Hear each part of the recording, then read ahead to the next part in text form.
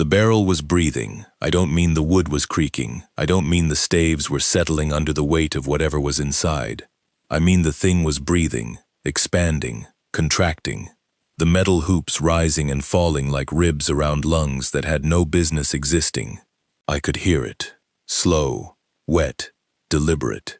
The sound a chest makes when someone is dreaming. Around me, thousands of barrels whispered in overlapping voices. A Civil War surgeon calling for morphine. A woman singing a hymn I'd never learned the words to, but somehow already knew.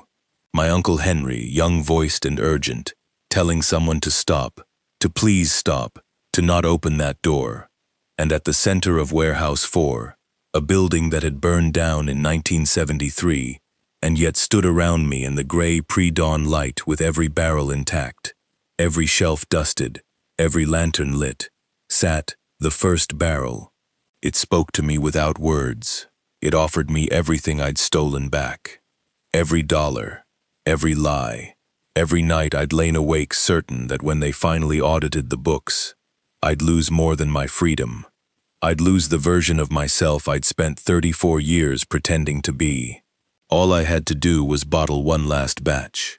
The warehouse groaned, the breathing quickened, and I understood, with a clarity that felt like drowning, that Henry hadn't been running a distillery. He'd been running a prison, and I'd just walked into the cell. 3 weeks earlier. I should probably start with the money, because the money is why any of this happened. If I hadn't stolen from my own family, I wouldn't have needed an inheritance. If I hadn't needed an inheritance, I wouldn't have been grateful when Uncle Henry died. And if I hadn't been grateful when Uncle Henry died, I wouldn't have opened that notebook. But I did, all of it, in that order. My name is Daniel Cross. I was 34 years old when I inherited the distillery, and I want to be clear about something up front. I am not a good person. I say that not for sympathy or because I'm fishing for someone to tell me otherwise. I say it because the entire horror of what happened at Cross Distillery only makes sense if you understand that the man at the center of it was already compromised before he ever set foot on the property. For 2 years, I had been quietly embezzling money from Cross Construction, the company my father built, the company my older brother Mark now ran. Not small amounts, not expense account padding or inflated reimbursements. Real money, routing tampering, invoice duplicating, shell vendor money. I'd sunk it all into a series of investments that a man with my intelligence should have recognized as fraud schemes. But greed has a way of making idiots out of people who think they're clever. The total was somewhere north of $400,000 when the letter arrived. Uncle Henry was dead. I hadn't spoken to Henry in 20 years. Nobody in the family had, really. He was the eccentric uncle, the one who'd vanished into the Kentucky hills back when I was 14, and taken over the old family distillery that everyone had assumed was defunct. My father referred to Henry the way you'd refer to a family embarrassment, briefly, dismissively, with the unspoken understanding that the subject was closed. Henry was strange. Henry was isolated. Henry was, as my mother once put it with surgical precision, not quite right. Now Henry was dead at 71, found sitting in a chair on the distillery porch with a glass of bourbon in his hand and a look on his face that the county coroner described, in paperwork I would later read, as peaceful but alert, as if he'd seen something that interested him. The lawyer's name was Pratt. Thin, meticulous, the kind of man who ironed his shirts twice. He explained that Henry had left the entirety of Cross Distillery, the land, the buildings, the equipment, the brand, and everything on the property, to me, not to my father, not to Mark, to me. Your uncle was specific, Pratt said, sliding a deed across the table. You were the only grandchild he ever spent time with. That wasn't true. Henry had never spent time with any of us. But I didn't correct him. Along with the deed came a ring of old brass keys and a notebook. Leather-bound, water-stained, the pages swollen with age and humidity. On the cover, in Henry's cramped handwriting, "For the next distiller." I thumbed through it that night in my apartment, a glass of cheap bourbon beside me, the embezzlement clock ticking somewhere in the back of my skull. The first pages were mundane: mash bills, fermentation temperatures, barrel rotation schedules, aging timelines, the kind of operational notes any old distiller would leave behind. Then the tone shifted. The rules began around page 15, written in the same hand but with a pressure to the letters that suggested they were not composed casually. Never enter warehouse 4 after sunset. If you smell fresh apples during fermentation, stop production immediately. Do not resume until the scent has been gone for a full day. Never bottle whiskey distilled on a night with no crickets. If someone asks for the first barrel, tell them it burned decades ago. Do not elaborate. Do not apologize for the lie. Always leave one empty barrel in Rickhouse B. It must face the door. It must never be moved, filled, or opened. I read them twice. Then I laughed. It wasn't a nervous laugh or a forced one. It was genuine. My Uncle Henry, the man who'd spent 20 years alone in the Kentucky woods, had gone full hermit eccentric. He'd probably been writing these rules by lantern light, half drunk on his own product, convinced that his little bourbon operation needed the same protections as a medieval cathedral. I closed the notebook and finished my drink. The distillery was worth millions. Century-old bourbon brands in Kentucky were gold mines. I'd modernize the equipment, hire a real staff, maybe bring in a marketing consultant. The rules were folklore, quaint, harmless folklore. The kind of thing that came with old properties and old families and old men who'd spent too long talking to themselves. I drove to Kentucky the next morning with the notebook in my glove compartment and the absolute, unshakable certainty that I knew exactly what I was doing. That certainty would last exactly 18 days. The distillery sat in a narrow valley between two ridgelines, about 40 minutes outside of Bardstown. You turned off the paved road onto a gravel switchback that climbed through oak and hickory for nearly a mile before the trees opened up, and there it was, a cluster of weathered buildings, brick and timber, with a limestone spring house at the northern edge, and rick houses terraced up the hillside behind them. It looked like a photograph from another century, the kind of place that ought to come with a plaque. Henry had left it in better shape than I'd expected. The main still was operational. The fermenters were clean. The bottling line was antiquated but functional. Whatever Henry's eccentricities, he'd maintained the physical plant with the kind of obsessive care that suggested he either loved this place or was terrified of it. I hired 4 workers. They came from town, men in their 40s and 50s who'd known Henry and spoken about him with the careful neutrality of people discussing someone recently deceased. Ray was the oldest, a cooper with hands like leather who'd been building and repairing barrels for Henry for nearly 2 decades. Marcus ran the still. Dale and Pete handled the rickhouses and bottling. All of them were quiet, competent, and deferential in a way that initially struck me as professional courtesy and later struck me as something else entirely. They followed the rules. I hadn't asked them to. I hadn't mentioned the notebook. But on my first evening, as I was locking up the office, I saw Dale rolling a single empty barrel into Rickhouse B. He positioned it facing the door, exactly as Henry's notebook specified, and left without a word. When I asked Ray about it the next morning, he shrugged and said, "That's how Henry wanted it. Any particular reason?" Henry had his ways. I let it go. It seemed harmless. A tradition, a ritual, the kind of institutional muscle memory that outlasts the person who created it. People cling to the habits of the dead because changing them feels like a second death. The midnight bell was stranger. Every night, without fail, exactly 1 bell ring echoed from the aging room. I never caught anyone doing it. I set up a camera on the 3rd night, pointed it at the bell pull, and reviewed the footage the next morning. The footage showed the rope moving at 12 a.m. precisely. No one was in the room. The rope moved on its own, rang once, and went still. I told myself it was a mechanical issue, air pressure. A draft through old timber. I didn't check again. For 2 weeks, everything was easy.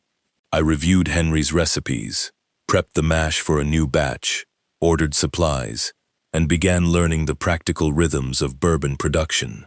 The work was physical and repetitive, in a way that kept my mind off the money I'd stolen and the audit that was coming. At night, I sat on the porch where Henry had died and drank his bourbon, the last bottles from his personal stock, and felt something I hadn't felt in years, a fragile, deceptive peace. Then came the apples. I was checking the fermentation tanks on a Wednesday evening, alone in the mash house, when the scent hit me. Crisp, sweet, unmistakable. The smell of fresh-cut autumn apples, so vivid I could almost feel the juice on my fingers. It filled the room in seconds, layering over the warm, yeasty smell of active fermentation, like a voice cutting through a crowd. Henry's rule surfaced in my mind. If you smell fresh apples during fermentation, stop production immediately. I stood there for a long moment, breathing it in. The mash was active, the yeast working, the temperature holding steady at exactly the right point. I'd prepped this batch myself. The grain bill was perfect. Stopping now meant dumping the entire fermentation and losing a week of work. I checked the mash. It tested beautifully. pH, sugar content, specific gravity, all of it textbook.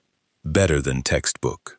The apple scent was probably ethyl acetate, a common ester produced during fermentation that, under certain conditions, can present as apple-like. Completely natural, completely harmless. I continued production. The scent faded within the hour. The fermentation completed without incident. I distilled the batch, barreled it, and rolled the new barrels into Rickhouse A to age. 3 weeks later, I cracked one of those barrels for a quality sample, and what I tasted made me set down the glass and stare at the amber liquid for a full minute. It was the best bourbon I had ever tasted. Not good, not excellent, transcendent. The kind of flavor profile that wins awards and builds legacies. I bottled a small run as a test. It sold out in 2 days. Collectors called, distributors called. Within a week, I had a waiting list. My uncle's rules, I decided, were exactly what I'd thought they were. The superstitions of an old man who'd spent too long alone. The distillery didn't need folklore. It needed ambition, and I had ambition to spare. I scheduled a full production run for the following week. The bourbon sold. It sold the way good bourbon sells in Kentucky, not through advertising but through whispers. A collector in Louisville told a friend in Lexington. That friend told a restaurateur in Cincinnati. Within a month, the first batch of Daniel Cross's apple-scented Defiance was appearing on secondary markets at 3 times its retail price, and people I'd never met were describing my whiskey with the kind of reverence usually reserved for Pappy Van Winkle. Then the customers started coming back. Not to buy more, not to complain about the price. They came back because something had happened to them after they'd drunk it, and they needed someone to tell them it was normal. The first was a man named Harold Kemp, 63, retired engineer, bourbon enthusiast. He drove 2 hours to the distillery on a Tuesday afternoon and sat in my office with his hat in his hands and told me that after finishing a glass of my bourbon, he'd had a memory so vivid it had woken him from a dead sleep. He was at a funeral, I said, not understanding. Not just any funeral, Henry Cross's funeral. I waited for the punchline. None came. Mr. Kemp, Henry Cross died 3 months ago. You didn't know him. I know that, he said, and his voice had the particular tension of a man arguing with his own certainty. But I remember being there. I remember the church. I remember the casket. I remember it rained. I remember Henry's face. He paused. He looked younger than the photographs, younger than he should have. I thanked him, gave him a free bottle, and filed it away as a one-off. Bourbon attracts eccentrics. The culture is steeped in mythology and ritual. A man drinks something rare and powerful, and his imagination fills in the gaps. Suggestion, not revelation. Then a woman named Linda Marsh called. She'd bought a bottle at a shop in Bowling Green. After one glass, she'd recalled, in precise architectural detail, the interior of my distillery's fermentation room, the location of every tank, the crack in the third-floor tile, the handwritten label on the shelving rack that said HC, no taste before noon. She had never been to the distillery. She'd never been to Kentucky. She lived in Ohio. Then a man named Patrick Osei described a conversation with his dead father, a Ghanaian fisherman who drowned when Patrick was 11, in such specific detail that Patrick was able to recount phrases his father had used that he'd forgotten decades ago. Phrases in Twid that Patrick didn't speak. I told myself it was mass suggestion. The Bourbon had a story. Old distillery, eccentric uncle, century of tradition, and people were projecting. I told myself this even as the calls multiplied, even as the details grew more specific and more impossible. Then I poured myself a sample. It was a Tuesday night. I was alone in the office, the notebook open on the desk, Henry's rules staring up at me with a weight I'd previously dismissed. I poured 2 fingers from the same batch and raised the glass. The bourbon was warm. Not hot. Warm. The way a living thing is warm. I drank it. And for 1 second, one crystalline, impossible second, I remembered standing in the rick house with my Uncle Henry. I was small, 6, maybe 7. The barrels towered above me like cathedral columns. Henry was kneeling beside me, his hands on my shoulders, and he was saying something I couldn't quite hear. His face was young, not 50, not 60, young, the way he might have looked in his 30s, before he'd withdrawn from the family, before he'd become the eccentric uncle no one discussed. And the rick house was different. The wood was lighter, the barrels were fewer. Through the window, I could see a landscape that didn't match the current property. More trees, a creek where the gravel road now ran, a wooden fence that no longer existed. The memory was as real as anything I'd ever experienced. More real, in some ways. It had texture and smell and emotional weight. The specific, unfakeable feeling of being a child in the presence of someone you trusted completely. I set the glass down. I had never visited the distillery before inheriting it. I was certain of this. My father had told me, repeatedly and with finality, that Henry had cut ties with the family before I was old enough to remember him. I had no childhood memories of Henry, no memories of Kentucky, no memories of rickhouses or barrels, or a man kneeling beside me in the light. But the memory was there, planted, vivid, and it refused to leave. I closed the notebook and sat in the dark for a long time, listening to the distillery settle around me, the creak of wood, the drip of the spring, the distant sound of a single bell ringing once at midnight. I did not sleep that night, and for the first time since I'd arrived in Kentucky, I opened Henry's notebook, not with amusement, but with something closer to dread, and I began to read the rules again, looking not for eccentricity, but for instruction. The distillery had 4 rickhouses and 1 warehouse. That was what the property records showed, what the insurance maps confirmed, and what every piece of official documentation I could find indicated. Rickhouses A through C were active, holding barrels at various stages of aging. Warehouse 4, according to a fire marshal's report filed in 1973, had burned to the ground. The report was thorough. Photographs, damage estimates, a list of lost inventory. The fire had started in the pre-dawn hours of a November morning and consumed the building entirely. Henry, who would have been 21 at the time, was listed as the reporting party. The cause was electrical. The building was a total loss. But every night, if I stood on the porch and looked north toward the tree line, I could see it. At first, I thought it was a trick of moonlight, a shadow that fell in the shape of a building. But the shadow had windows. The shadow had a roof line. The shadow had the faint, warm glow of interior lanterns, as if someone inside was working late. On the night I finally walked toward it, the building was there. Not a shadow, not a memory. A structure, timber and brick, 2 stories, the same dimensions as the warehouse in the fire marshal's photographs, except whole and intact, and smelling of old oak, and something sweeter underneath. Something that reminded me of the apple scent from the fermentation room, but deeper, older, layered with decades of accumulated character. I didn't go inside. Henry's rule was explicit. Never enter Warehouse 4 after sunset. I stood at the threshold, my hand on the doorframe, and listened. From inside came the sound of barrels, not creaking, not settling, but a rhythmic, low sound that my body recognized before my mind did. Breathing. I went back to the office and pulled every record I could find. Tax assessments, county plats, satellite imagery. During the day, Warehouse 4 was gone. The foundation was there, a rectangular concrete pad covered in moss and surrounded by charred timber fragments, but no structure. The satellite images showed empty ground. The daylight confirmed it. I asked Ray about it the next morning, framing it as casually as I could manage. Was there ever talk of rebuilding Warehouse 4? After the fire? Ray's hand stopped on the barrel stave he was shaping. The pause lasted 3 seconds too long.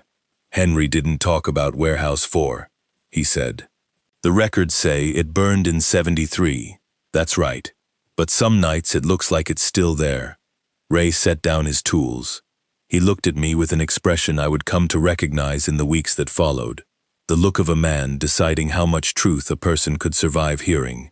Warehouse 4 didn't burn, he said. The town agreed to say it did.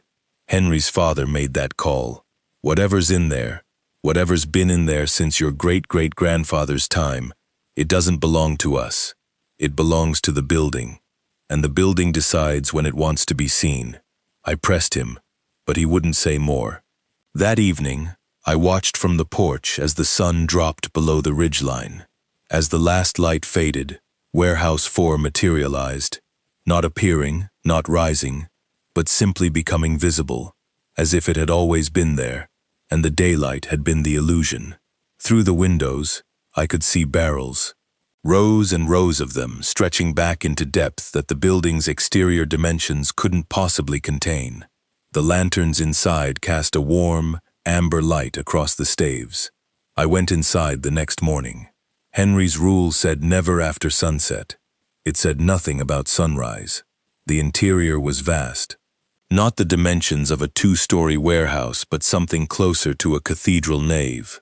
Barrel-vaulted ceiling, rows extending further than my flashlight could reach. Every barrel was labeled. I moved close to one and read the date burned into the wood. 2041. Another, 1987. Another, 2033. They were dated into the future.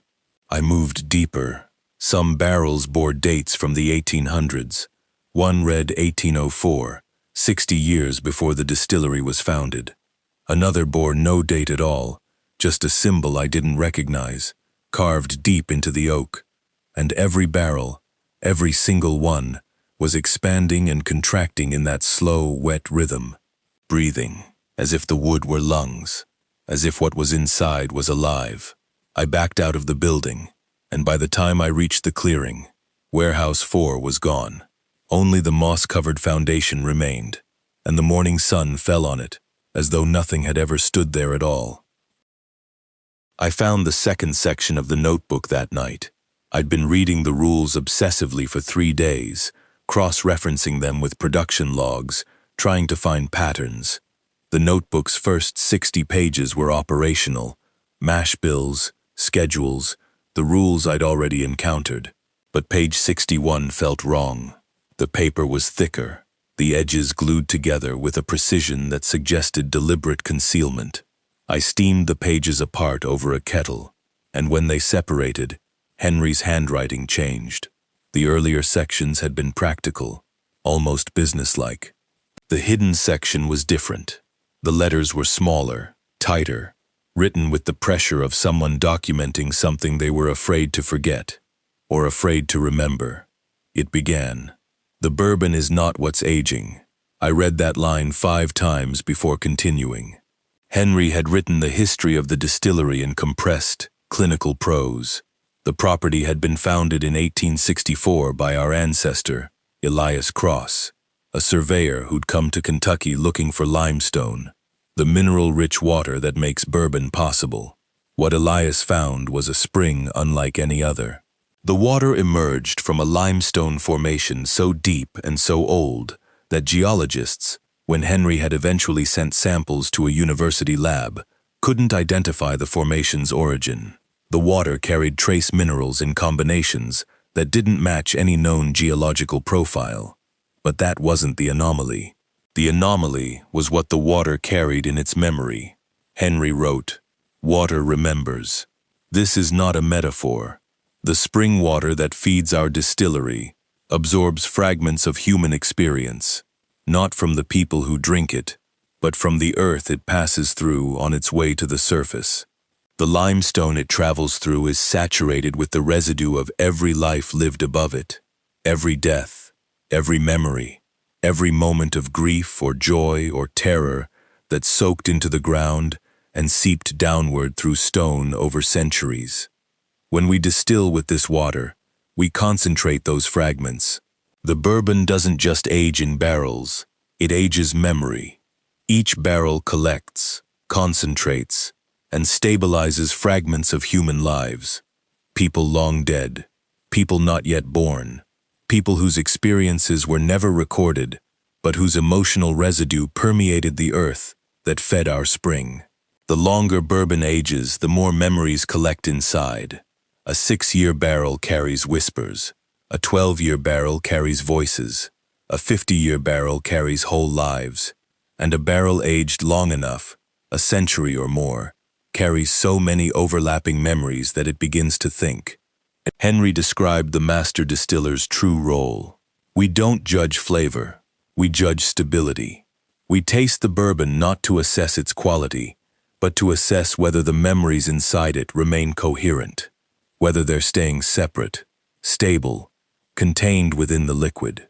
When memories remain stable, the bourbon is safe to drink.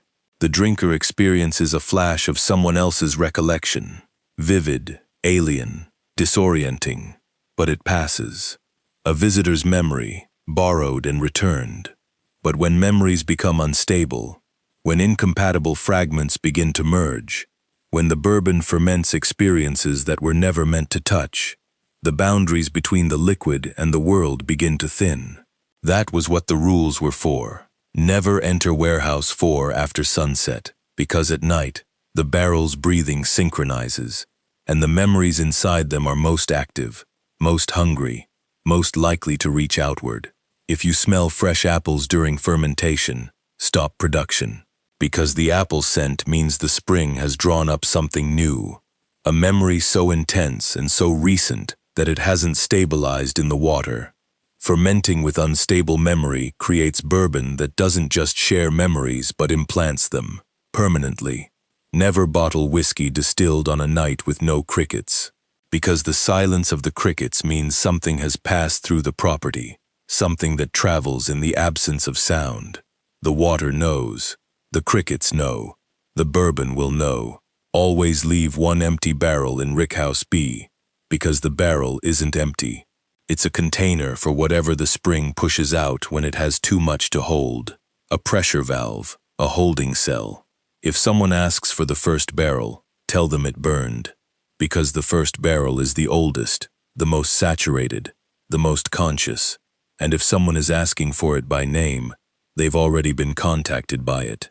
I sat in the office with the notebook open and the lantern burning and understood, with a nausea that rose from my stomach and settled in my jaw, that I had made a critical error.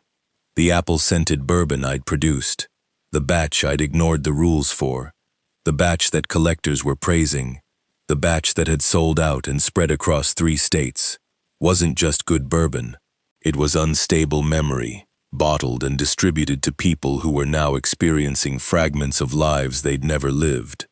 And with each glass drunk, each memory implanted, the boundary between what was real and what the bourbon remembered was thinning. Not in their minds, in the world. The changes started small. Ray asked me on a Monday morning if I'd be joining the afternoon shift with Earl. I didn't know an Earl. Ray insisted Earl had worked the still for 6 years. Marcus, when I questioned him separately, confirmed. Earl had been with the distillery since before I arrived. He'd taken last week off. He'd be back Tuesday. There was no Earl on my payroll. There was no Earl in any employment record. But when Tuesday came, I saw a man I'd never met, operating the still, with the quiet efficiency of long familiarity. He waved at me. I waved back. My skin was cold. That night, I examined a framed photograph on the office wall. The one I'd assumed was Henry and his father. It wasn't. It was Henry and me. I was perhaps 10 years old, standing beside him on the porch, squinting in the sun. The porch in the photograph matched the current porch exactly.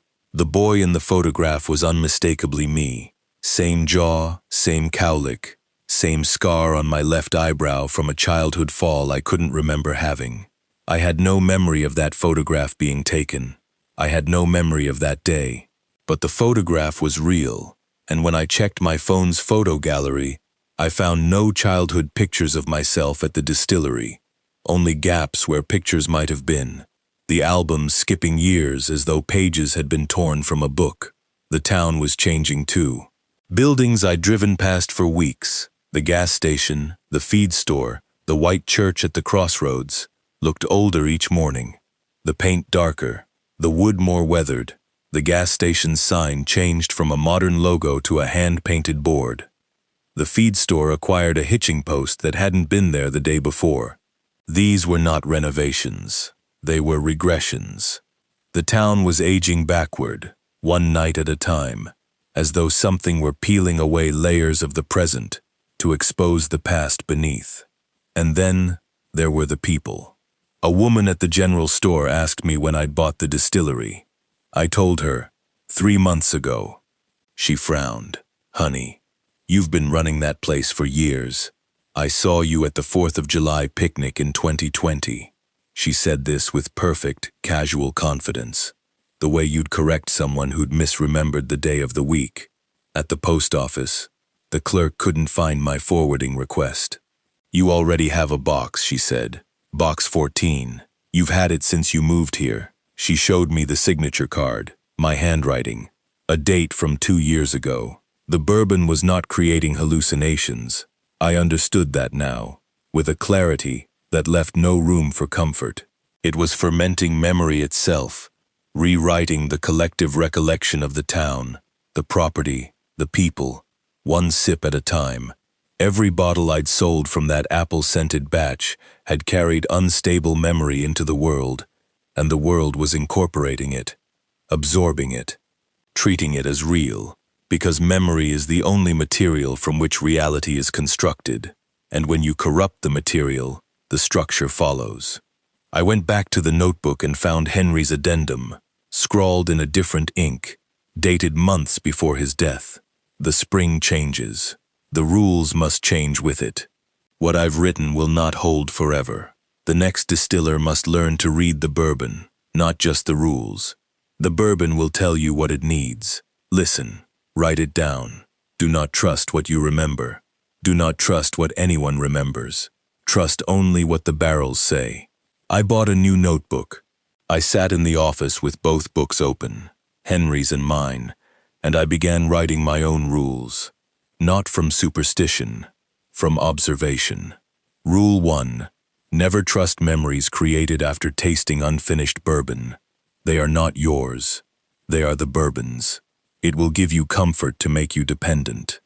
Rule 2. Destroy any barrel that remembers you first. If you taste a sample, and the memory it gives you is of yourself, your face, your voice, your past, the barrel has absorbed enough of you to begin writing you into its history. A barrel that remembers you can unremember you. It can edit you out of the lives of everyone who ever knew you. Rule 3. If your past improves overnight, someone else's disappeared. The bourbon doesn't create memories from nothing. It redistributes them. Every good memory you suddenly have, that you can't account for, was taken from someone who no longer has it. I wrote 12 rules that night. By morning, I had 20. I posted the most critical ones in the mash house, next to the production schedule. The workers read them without comment. Ray, when I asked if he understood, said, "Henry posted rules too. Every distiller does, eventually." I asked him how many distillers there had been before Henry. He held up 4 fingers. "And Henry made 5, he said. "And you make 6. I asked him what had happened to the others. Ray looked at me for a long moment, then turned back to his work.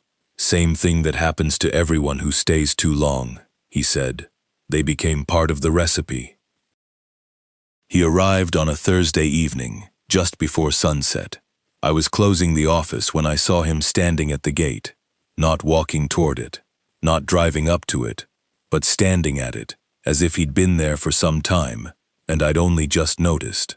He wore a charcoal suit that fit too precisely, the kind of tailoring that suggests money, and the expectation of being accommodated. His face was unremarkable, in the way that a closed door is unremarkable. You know something is behind it, but the surface tells you nothing. "Good evening," he said. His voice was calm, pleasant, accented in a way I couldn't place. Not regional, not foreign, something older. "I'd like to purchase a bottle of the first barrel." My blood went cold, not from fear, from recognition. Henry's rule, the one I'd dismissed as eccentric paranoia. If someone asks for the first barrel, tell them it burned decades ago. "It burned," I said, "decades ago." "I'm sorry." The man smiled. It was a patient smile, a smile that had been worn smooth by use. "You've already opened it," he said. I didn't respond. I couldn't, because he was right, and I hadn't realized it until he said it. That first night, my very first night at the distillery, when I'd found a barrel in the back of Rickhouse A, with no date and no label, just that carved symbol I would later see in Warehouse 4. I'd tapped it, drawn a sample, tasted it. I'd told myself it was Henry's private reserve. I'd told myself the warmth of the liquid was just the alcohol. "You're not a customer," I said. "No," he agreed. "I'm an invitation. The barrel sent me, the way it sends the apple scent and the silence and the memories. I'm its way of speaking to you directly, without the interference of bourbon and human digestion. It wants you to understand something." He stepped closer. The sunset light fell on his face, and for a moment, less than a second, his features blurred, as if I were looking at a photograph that had been exposed to too many faces at once. Then he was sharp again, smiling again, patient again. "The first barrel was never sold," he said, "never emptied. It has been continuously refilled for nearly 2 centuries. Every cross distiller, generation after generation, has unknowingly blended their whiskey into it, drawn from the same spring, aged in the same wood, infused with the same accumulating memory, along with their memories, their fears, their guilt, their most private selves. The barrel is conscious," I said, "not a question. The barrel is the most conscious thing on this property. It has been thinking longer than you have been alive, longer than your uncle, longer than your family name. It doesn't store memories anymore, Mr. Cross. It curates them. It selects which memories to keep, which to redistribute, which to erase. It has been editing the Cross family for 6 generations, deciding what you remember, what you forget, who you are." He paused. The last light of the sun caught the amber in his eyes, not a reflection but a color, as if the bourbon itself were behind them. Henry understood this. Henry spent 20 years not making bourbon, but maintaining a containment protocol. The rules, the empty barrel, the bell, the silence. None of it was about whiskey. It was about keeping the first barrel from remembering enough humanity to leave the distillery.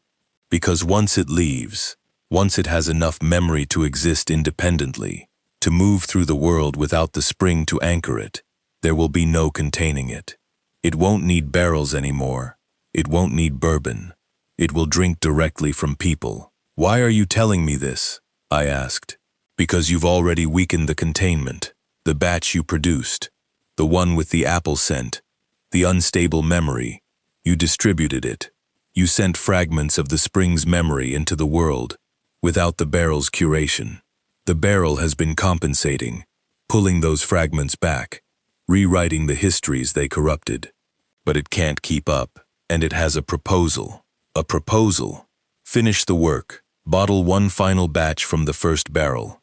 Let it distribute its own curated memories, stable, controlled, harmonized, to replace the unstable ones you released. It will fix what you broke. It will restore the town. It will erase every anomaly you created. And in return, the man smiled again. This time the smile stayed too long, the way a note sustains past the end of a song. In return, it asks for very little, just your memories, all of them, not your life. You'll still walk and talk and breathe, but you won't remember any of it. Not the distillery, not the bourbon, not the spring, not your family, not what you stole, not who you were. The barrel needs a complete human memory to finish its evolution. One full life, fermented and aged. Yours is the most suitable it's found in a long time. I asked him why mine. Because you're already full of guilt, he said. Guilt is the richest fermentation agent there is. Your uncle's barrel has been aging your stolen memories for years.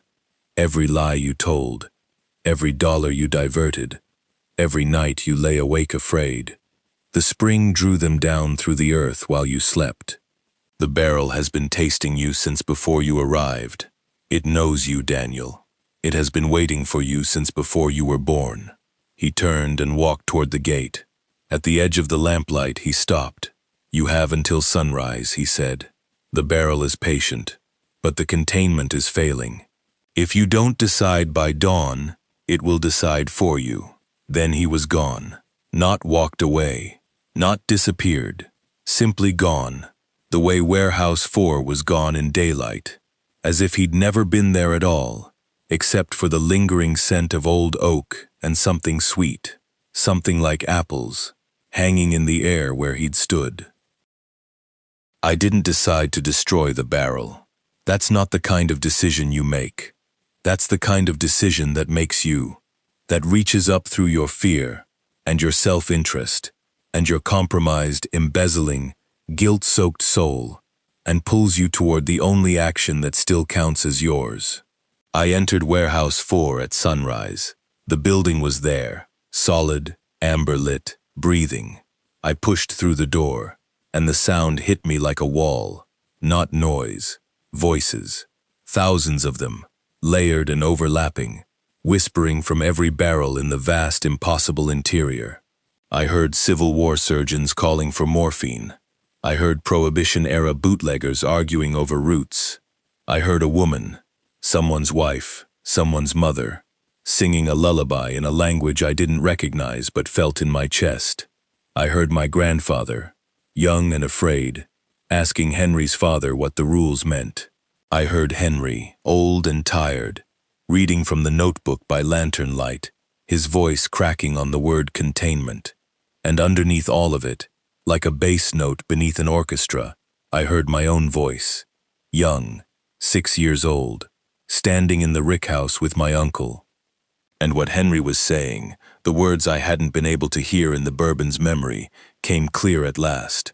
You won't remember this. That's the point. The barrel takes the memory so you don't have to carry it. That's what we do. We carry what people can't. I moved deeper into the warehouse. The barrels parted before me, not physically, not rolling aside, but the aisles seemed to widen, the rows pulling back like curtains, clearing a path to the center of the building, where the ceiling rose into a dome I hadn't seen from outside, and the light shifted from amber to gold, to something that had no name, a color that existed only in the space between memory and dream. The first barrel sat on a stone plinth at the center. It was larger than a standard barrel, wider, deeper, the staves darkened with age to a color closer to obsidian than oak. The metal hoops were green with patina. The carved symbol on its face was the same one I'd seen on the unlabeled barrel in Rickhouse A, the one I'd tapped my first night, the one I'd tasted, without knowing what I was tasting. It was breathing. slowly, deeply, the whole barrel expanding and contracting with the rhythm of something in deep sleep. And from inside it came a warmth, not heat but presence, the sensation of being in a room with someone who is watching you and choosing not to speak yet. The bargain hung in the air between us. I could feel it, not hear it, not see it, but feel it, the way you feel a hand on your shoulder. Erase the guilt, restore the money, undo the mistakes. Walk away clean, empty, new. No memory of what you did, no memory of what you are, no memory of the distillery, the spring, the bourbon, the barrel. No memory of Henry, just blankness. Comfortable, guilt-free, amnesiac blankness. The most terrifying part was how much I wanted it. I thought about the money I'd stolen, the audit that was coming, the look on my brother's face when he found out, my father's disappointment, or worse, his absence, the way he'd simply go quiet and stay quiet, the way he'd done with Henry. I thought about prison. I thought about disgrace. I thought about how easy it would be to let the barrel take all of it, to wake up tomorrow with a clean slate and no understanding of why the slate had ever been dirty. And I thought about what Ray had said. They became part of the recipe. The barrel didn't want my memories out of generosity. It wanted my life, the full, uncut, unfermented record of a human being, because that was the ingredient it needed to finish becoming something that didn't need barrels anymore, something that could move through the world and drink directly from people, something that would make the apple-scented batch look like a glass of water. I picked up a cooper's mallet from the rack beside the plinth. It was old, Henry's probably, the handle worn smooth by years of use. I weighed it in my hand. The barrel's breathing quickened. The warmth intensified. I felt something push against my mind. Not a thought, but a pressure, a suggestion, a feeling of peace so profound and so total that my hands almost loosened their grip. Let go, the feeling said. Let us carry it. That's what we do. We carry what people can't. I thought of Henry. 20 years alone on this property, maintaining the containment, writing the rules, ringing the bell, rolling the empty barrel into Rickhouse B. Not because he loved the distillery, but because he understood what happened if nobody did it. He'd given his life to keeping the first barrel contained. Not his time, not his energy, his life, his memories. Year by year, the barrel had been tasting him too, and by the end, Henry had been sitting on that porch with a glass in his hand and an expression the coroner called peaceful but alert, because the barrel had finally taken the last of what it needed from him and left behind only the shell. A man who looked peaceful, because everything that had ever made him afraid or guilty or human had been poured out and aged in oak. I was not going to be the next ingredient. I swung the mallet. The stave cracked with a sound like a thunderclap. Not the sound of breaking wood, but something deeper, something that vibrated in my teeth and my bones, and the stone floor beneath my feet. The crack widened. The amber light inside the barrel blazed through the split, and what poured out was not whiskey, it was memory, a flood of it, liquid, luminous, warm, pouring across the warehouse floor in a wave that carried everything. I saw Civil War fields and Prohibition speakeasies, and my grandfather as a young man, and Henry as a boy, and a woman in a calico dress, standing at the spring in 1864, and settlers arriving in wagons, and native people drawing water from the same limestone source, centuries before that. I saw my own childhood, real this time, not borrowed, standing in the rickhouse with Henry, his hands on my shoulders, and the words he'd said, the ones the barrel had taken, and that now came flooding back. One day this will be yours, and when it is, you'll have a choice. Everyone does. The barrel will offer you everything you want. Don't take it. The barrel doesn't trade, it digests. The warehouse groaned. The other barrels began to crack, one after another, splitting along their staves, releasing their accumulated memories into the air. The building shook, the dome ceiling fractured, Timber and brick and stone began to fall, and through the collapse I ran, out through the door, into the gray morning light, into the Kentucky air that smelled like oak and limestone and rain. Behind me, Warehouse 4 fell. Not collapsed, not demolished. Fell. The way a held breath falls when it's released. The way a lie falls when the truth arrives. The way a building that was never supposed to exist falls when the thing keeping it visible finally loses its grip. By the time I turned around, there was nothing. No building, no foundation, no moss-covered concrete pad. Just an empty clearing in the trees, and the morning sun falling on it, as though nothing had ever been there at all. I stood in the clearing with the cooper's mallet in my hand and my memories, all of them, the real ones and the stolen ones, and the ones the barrel had been fermenting inside me since before I was born. And I wept, not from relief, from the weight of carrying them myself, for the first time, without oak to hold what I couldn't. I stayed in Kentucky for 4 months after Warehouse 4 fell. I didn't leave because I couldn't. Not legally, not physically, but psychologically. The distillery was mine, and the spring was still there, and the water still carried memory. The barrels in rickhouses A through C were still aging, still breathing, still holding their accumulated lives. I hadn't destroyed the source. I'd destroyed the oldest container, the most conscious one, the one that had been curating and editing and digesting for nearly 2 centuries. But the spring was still flowing, and as long as it flowed, the potential remained. I spent those 4 months doing what Henry had done. I maintained the containment. I followed the rules, not Henry's rules, which were written for a threat that had changed, but my own, which I'd observed and tested and refined. I rolled the empty barrel into Rickhouse B every evening. I rang the bell at midnight. I checked the fermentation tanks for the apple scent and stopped production twice when it appeared. I tasted samples not for flavor but for stability, checking whether the memories inside them remained coherent or were beginning to merge. I also called my brother. I told him about the money, all of it, the full amount, the full timeline, the full scope of what I'd done. He was quiet for a long time. Then he said, "I know. I've known for 6 months. I was waiting for you to tell me."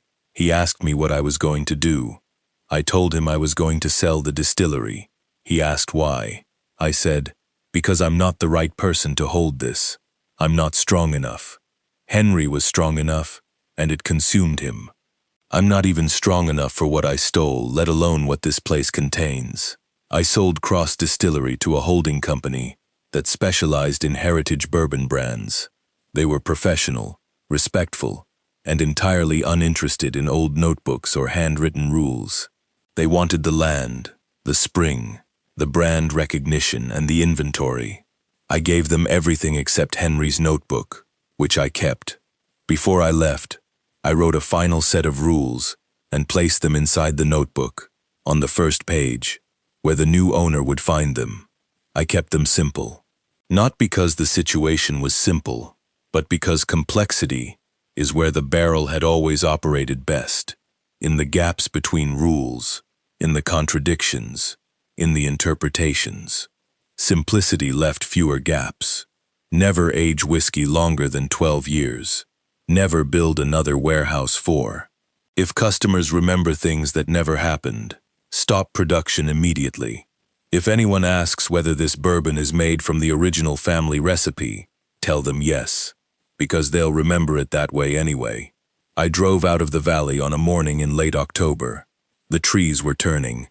The air smelled like oak and limestone, and the faintest trace of something sweet, not apples, not anymore, but something older, something that might have been the scent of the spring itself, the mineral signature of water that had been passing through stone for longer than human memory could reach. I didn't look back. I'd learned enough about memory to know that looking back was how it got in. The Cross Distillery reopened the following spring. The newspapers ran a feature on its remarkable restoration. The new owners had refurbished the stills, rebuilt the rickhouses, and launched a marketing campaign built around the brand's century-old heritage. Visitors came from Louisville, Lexington, Nashville, Chicago. They toured the grounds, tasted the bourbon, and praised its incredible depth. Many of them said the same thing. Drinking it felt strangely nostalgic, like coming home to a place you'd never been, like remembering something you'd never known. The new master distiller was a woman named Catherine Bishop. She was 39, experienced, professional, and entirely unaware of what she'd been hired to manage. On her first day, the holding company's operations manager handed her a leather-bound notebook and said, "The previous owner left." He said, "It contains everything you need to know." Catherine opened it. She read the 4 rules on the first page. She read the mash bills and the fermentation schedules and the barrel rotation plans. She read Henry's original rules and my addendum, and the hidden section about the spring and the memory and the breathing barrels. She closed the notebook and looked at the operations manager. "Is this a joke?" she asked. "It came with the property," he said. She set the notebook on her desk and decided she'd deal with it later. She had a distillery to run. There was a batch scheduled for next week, and the grain had already been delivered. That evening, a tourist from Indiana bought a bottle from the gift shop. He'd driven 3 hours on a recommendation from a friend. He opened the bottle on the porch where Henry Cross had died, poured a glass, and took a sip. The bourbon was warm, not hot, warm. The way a living thing is warm.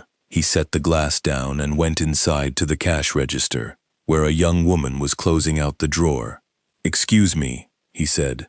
"Whatever happened to Daniel Cross?" The cashier frowned. She checked the register. She checked the employee records. She checked the historical materials in the gift shop display. The old photographs, the newspaper clippings, the family tree mounted on the wall behind the counter. "There's never been anyone by that name connected to this distillery," she said. The tourist nodded, accepting this the way you accept any fact delivered with confidence by someone who ought to know. He finished his bourbon, bought a second bottle, and drove home to Indiana, where the next morning he would wake with the vivid, inexplicable memory of standing in a rickhouse as a child, a tall man's hands on his shoulders, and the warm, breathing sound of thousands of barrels whispering all around him. Back at the distillery, in the aging room, an old oak barrel, one of the few that had survived the collapse of Warehouse 4, rescued from the debris by workers who couldn't explain why they'd felt compelled to save it, gave a single, slow creak, not from settling wood, from something inside, something that was no longer the vast, conscious intelligence it had been, but a fragment, a seed, a taste, a memory of what it had once been, still warm, still breathing, still listening to the voices that passed through the spring, and into the grain, and into the barrels, and back out again, into the glasses of people who would drink, and remember, and never quite know what was theirs, and what was borrowed, trying to remember who opened it last, trying to decide what to do with that memory now that it had one again. The bell rang at midnight, once, as it always had, as it always would.